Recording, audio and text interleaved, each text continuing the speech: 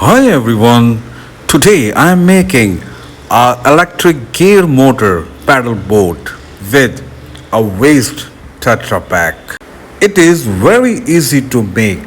You can learn from my video. Main important thing is that the Tetra pack boats are floating forever.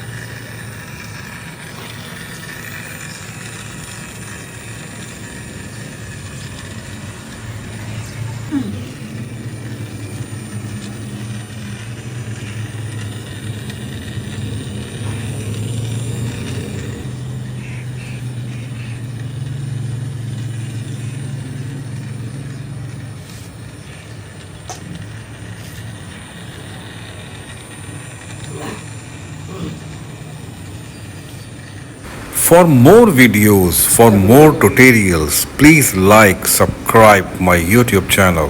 Thank you so much. Have a nice day. Take care. Bye bye.